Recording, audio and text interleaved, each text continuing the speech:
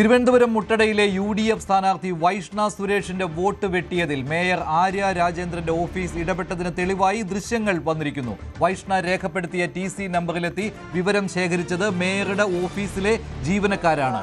ഈ രേഖ ഉപയോഗിച്ചാണ് വൈഷ്ണയുടെ വോട്ട് വെട്ടിയത്.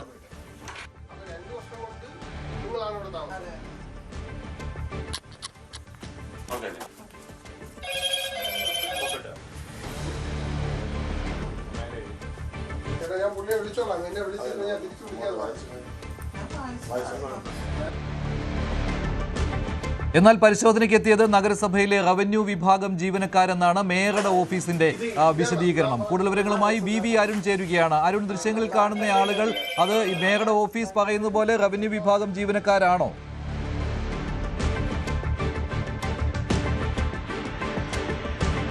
മഞ്ജുഷ, മുട്ടടയിലെ കോൺഗ്രസ് സ്ഥാനാർത്ഥി വൈഷ്ണ സുരേഷിന്റെ പേര് വോട്ടർ പട്ടികയിൽ നിന്ന് വെട്ടിയ വലിയ വിവാദമായിരുന്നു. ഒടുവിൽ ഹൈക്കോടതി നിർദ്ദേശപ്രകാരം സംസ്ഥാന തെരഞ്ഞെടുപ്പ് കമ്മീഷൻ നേരിട്ടിടപെട്ടാണ് വോട്ട് പുനഃസ്ഥാപിച്ചത്.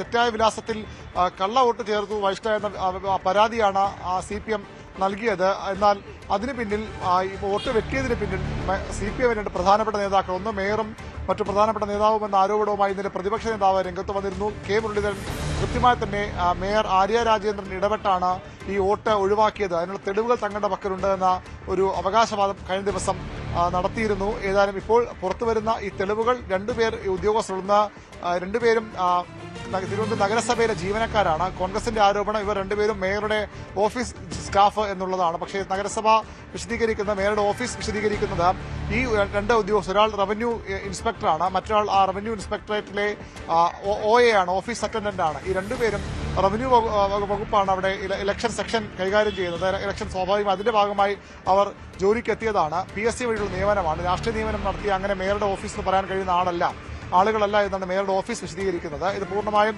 നടപടിക്രമങ്ങളുടെ ഭാഗമായി എത്തിയത് തന്നെയാണ്. പക്ഷേ ഈ ദൃശ്യങ്ങൾ പുറത്തു വന്നത് കൂടി ഒരു ശ്രദ്ധിക്കേണ്ട കാര്യമാണ്. ഈ ദൃശ്യങ്ങൾ കഴിഞ്ഞ കുറേ ദിവസങ്ങളായി ഇതുമായി ബന്ധപ്പെട്ട വിഷയങ്ങൾ ഒരു വാട്സാപ്പ് നമ്പർ വഴി മാധ്യമങ്ങൾക്ക് ഞാൻ ഉൾപ്പെടെയുള്ള മാധ്യമപ്രവർത്തകർക്ക് വിവരങ്ങൾ കൈമാറുന്നുണ്ട്. അത് ഏത് കേന്ദ്രത്തിൽ നിന്ന് വ്യക്തമല്ല. ആ നമ്പറുമായി കോൺടാക്ട് ചെയ്യാൻ നമ്പർ കോളുകൾ സ്വീകരിക്കുന്നുമില്ല. പക്ഷേ ഈ കൃത്യമായ ഒരു നമ്പറിൽ നിന്ന് ഈ വൈഷ്ണ സുരേഷുമായി ബന്ധപ്പെട്ട കാര്യങ്ങളിൽ സന്ദേശങ്ങൾ വരുന്നുണ്ട്. അതിൽ തന്നെയാണ് ഈ ദൃശ്യങ്ങളും. അതായത് ഈ വൈഷ്ണ സുരേഷ് കൊടുത്ത വിലാസത്തിലുള്ള വീട്ടിൽ അവർ ഇല്ല എന്ന് ആ വീട്ടുകാരിയെ കൊണ്ട് പറയിപ്പിക്കുന്ന ഈ ദൃശ്യങ്ങൾ പുറത്തു വന്നത്. നമ്മൾ ആ ഘട്ടത്തിൽ വിചാരിച്ചത് CPMന്റെ പ്രാദേശിക പ്രവർത്തകർ ആരെങ്കിലും ആയിരിക്കാം ഇതിന് പിന്നിലെന്നുള്ളൂ. പക്ഷേ ഇപ്പോൾ മനസ്സിലാകുന്നത് രണ്ടുപേരും നഗരസഭാ ജീവനക്കാരാണ്. അവർ തന്നെ പുറത്തുവിട്ട ദൃശ്യങ്ങൾ ഇപ്പോൾ അക്ഷരാർത്ഥത്തിൽ ഒരു ബൂമാറാങ്കായി CPMനും മേയർക്കും എതിരെ തിരിയുകയാണ്. പക്ഷേ മേയറുടെ ഓഫീസ് വ്യക്തമാക്കുന്നത് അത് നഗരസഭാ ജീവനക്കാർ എന്ന് പറയുമ്പോൾ മേയറുടെ രാഷ്ട്രീയ നിയമനം വഴി ജീവനക്കാരല്ല, അത് ഇലക്ഷൻ സെക്ഷനിലെ റവന്യൂ ഉദ്യോഗസ്ഥരാണ്, റവന്യൂ ഇൻസ്പെക്ടറേറ്റ് ജീവനക്കാരാണ്. അവർ സ്വാഭാവികമായിട്ട് ജോലി ചെയ്തതാകാം എന്നൊരു വിശദീകരണമാണ് മേയറുടെ ഓഫീസ് നൽകുന്നത്. പക്ഷേ അതിൽ BLOമാരല്ലേ വരേണ്ടത്? BLOമാരല്ലേ ഇങ്ങനെയുള്ള വിവരശേഖരണം നടത്തേണ്ടത്? അരുൺ, അതെന്തിനാണ് ഇപ്പോൾ നഗരസഭയിലെ ജീവനക്കാർ വന്നത്?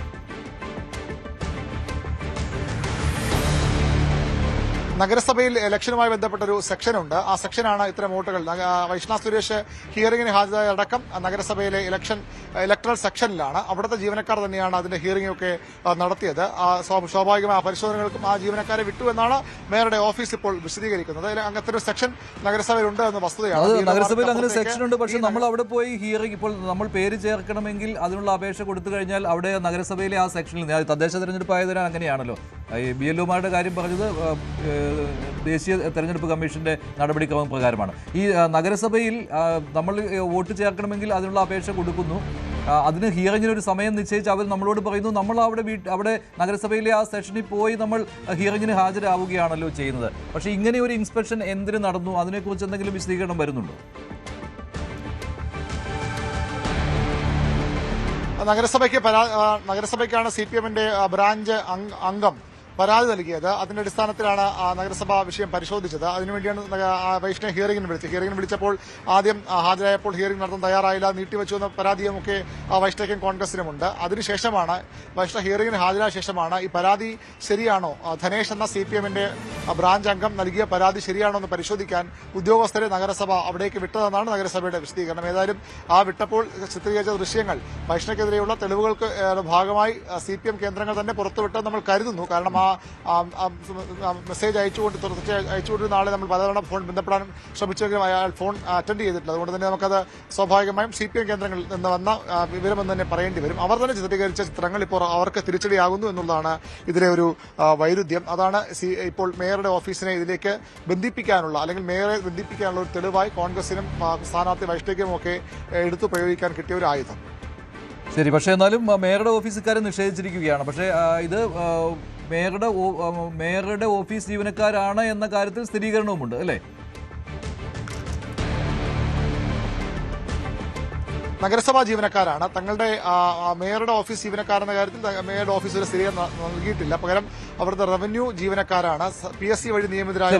ഞാൻ ഒന്ന് ഇടപെടുകയാണ്. കെ ശബരിനാഥൻ ടെലിഫോൺ ലൈൻ ചേരുകയാണ്. ശബരി, ഇക്കാര്യത്തിൽ നിങ്ങൾ പറയുന്നത് എന്താണ്? ഇപ്പോൾ ആര്യ രാജേന്ദ്രന്റെ ഓഫീസ് ഇടപെട്ടു എന്നാണ് വാർത്തകൾ വരുന്നത്. അതിന് കാരണമെന്ന് പറയുന്നത് ഈ വീട്ടിൽ വന്ന് തെളിവെടുപ്പ് നടത്തിയ ഉദ്യോഗസ്ഥരാണ്. അവർ മേയറുടെ ഓഫീസുമായി ബന്ധപ്പെട്ടുള്ള ആളുകൾ എന്നാണ്. അതാണോ, ശരിയാണോ അത്? രാജേന്ദ്രന്റെ ഓഫീസ് ഇലക്ഷൻ കമ്മീഷനായിട്ട് എന്ത് ബന്ധമാണുള്ളത്?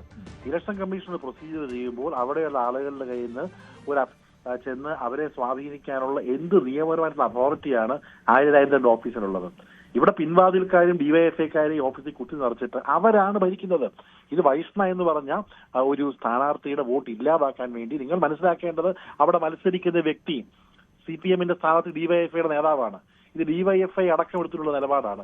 ആര്യ രാജേന്ദ്രൻ എന്ന് പറഞ്ഞ DYFIയുടെ ഭാഗമായിട്ടുള്ളതിനാൽ മേയർ സ്ഥാനം കഴിഞ്ഞപ്പോൾ തന്നെ പോലെ ചെറുപ്പക്കാരിയായിട്ടുള്ള നാളെ ജയിച്ചു വരണ്ട എന്നുള്ള ആഗ്രഹം കൊണ്ട് ഇത് ചെയ്തു എന്ന് വിശ്വസിക്കേണ്ടിയിരിക്കുന്നു. ഇതാണ് ശ്രീ K മുരളീധരൻ പറഞ്ഞത്. അല്ലെങ്കിൽ മേയറുടെ ഓഫീസിന്റെ ആളുകൾക്ക് എന്താണ് ഇലക്ഷൻ പ്രൊസീജിയറിൽ അവർക്ക് എന്ത് പണിയാണുള്ളത്, എന്ത് റോളാണുള്ളത്? ഇതുകൊണ്ട് ഇതൊരു കൃത്യമായിട്ട് DYFI ഇടപെട്ടുകൊണ്ട് ഒരു ചെറുപ്പക്കാരിയായിട്ടുള്ള പൊതുപ്രവർത്തകരുടെ വോട്ട് മാറ്റുവാനുള്ള ശ്രമം നടത്തിയതാണ്. ഇതിനെതിരെ അവസാന നിമിഷം വരെ പോരാനുള്ള തീരുമാനമായിട്ട് തിരുവനന്തപുരത്തെ കോൺഗ്രസ് ഇരിക്കുകയാണ്. ഇപ്പോൾ അവർ തന്നെ ചിത്രീകരിച്ചതാണ്, അവർ തന്നെ ചിത്രീകരിച്ച ദൃശ്യമാണ് പുറത്തു വന്നിട്ടുള്ളത്. ശബരി, ഇതിനകത്ത് രസകരമായ കാര്യം എന്ന് പറയുന്നത് ഇവർ തന്നെ ചിത്രീകരിച്ച ദൃശ്യമാണ്. ആ ചെന്ന ഉദ്യോഗസ്ഥർ അവർക്ക് വേണ്ടി അവർ തന്നെ ചിത്രീകരിച്ച ദൃശ്യമാണ്. അതായത് അവിടെ വൈഷ്ണവ് താമസിക്കുന്നില്ല എന്ന് സ്ഥിരീകരിക്കുന്നതിന് വേണ്ടി. പക്ഷെ അത് അവർക്ക് തിരിച്ചടിയായെന്ന് തോന്നുന്നു കേട്ടോ. കാരണം ആ ഇവരെ കാണുമ്പോൾ മേയറുടെ ഓഫീസിലെ ജീവനക്കാരാണ് അവർ. പരാതി കൊടുത്ത ആളുടെ വീട്ടിൽ 25 ആൾക്കാരുടെ വോട്ടേഴ്സ് ലിസ്റ്റ് ഉണ്ട് അതിനകത്ത്. അതിനെതിരെ കോൺഗ്രസ് പരാതി കൊടുത്തിട്ട് ഇതുവരെ തിരിഞ്ഞു നോക്കാൻ ഇലക്ഷൻ കമ്മീഷൻ കഴിഞ്ഞിട്ടില്ല.